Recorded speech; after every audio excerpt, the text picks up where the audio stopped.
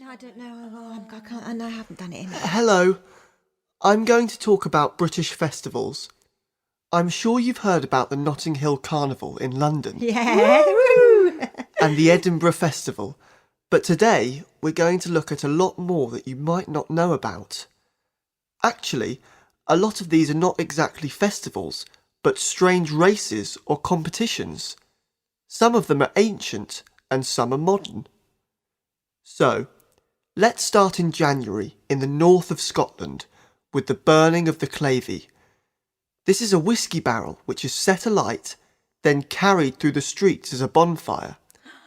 It's an ancient tradition which always takes place on the 11th of January, the first day of the year, according to an older form of the calendar. The bonfire brings good luck for the coming year, and people used to keep bits of burnt wood as protection against evil spirits. At the end of January, even further north, in the Shetland Islands, there's another fire festival, the Up Helly Aa. This seems like an ancient festival, but has actually only been going for about 130 years. Well, it is fairly old, I suppose. People carry firelit torches and a Viking boat through the streets, then set fire to the boat. There's lots of dancing. It's good fun. Now, to the north of England. On Shrove Tuesday in February, otherwise known as Pancake Day, a special pancake bell is rung in Scarborough. Everyone goes down to the road next to the beach where they skip. Yep, they jump over long ropes, up to 15 people to one rope. Whoa! And they have pancake races. This is quite common in the UK, running with a frying pan and tossing a pancake at the same time.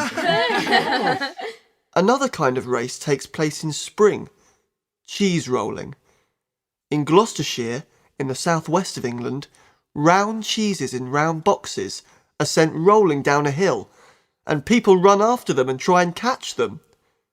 The hill is very steep, so people often fall over. If you take part in this, you need to be very fit and wear your oldest jeans.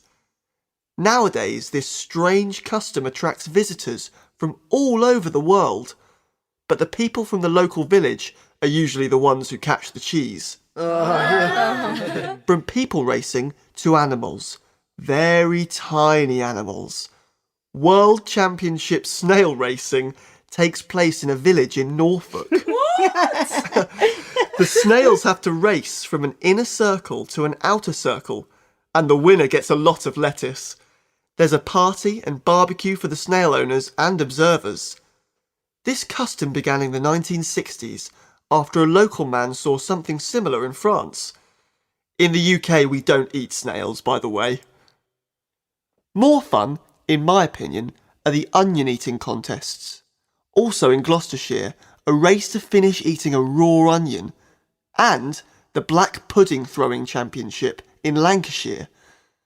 Black puddings are like big sausages, made mainly from dry blood. Contestants bowl 3 black puddings each at 21 Yorkshire puddings set on a 6-metre platform. The winner is the one who knocks down the most. Another fun contest takes place in September at the Egremont Crab Fair in Cumbria, in the north of England. The World Gurning Championship is a competition to pull the ugliest face. Wow! It sounds ridiculous, but this is an ancient British tradition, and the crab fair itself dates back to 1267. The man who won the title of Best Gurner the most in recent years had all his teeth taken out so he could make terrible faces more easily. Finally, let's go back to the south of England. In Brighton, there's a Burning the Clocks festival to celebrate the winter solstice on December 21st. This custom started 20 years ago and is very popular. People make clock lanterns and time-themed figures of paper and wood, then walk through the town to the beach, where the sculptures are set on fire and there's a massive firework display. So, that's just a taste of a few of our old and more modern traditions. Would you like to take part in any of them?